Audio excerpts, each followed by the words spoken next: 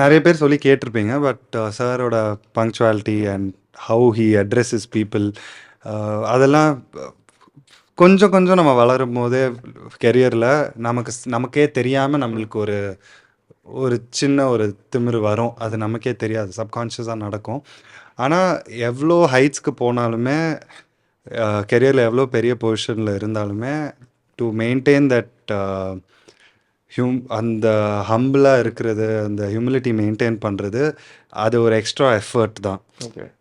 அது ஈஸியாக நம்ம சொல்லிடலாம். லைக் சார் பங்க்சுவலாக டிசிப்ளினாக ரொம்ப ஸ்வீட் அது சொல்கிறது ரொம்ப லைக் இட்ஸ் நார்மல்.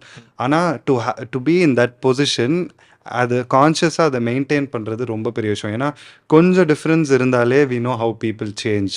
ஓகே. அந்த success can get to you. உங்களுக்கே நம்மளே அறியாமல் it will get to you. ஆனால் அது மெயின்டைன் பண்ணுறது is a big thing. So அதுதான் நான் எனக்கு லெசன்.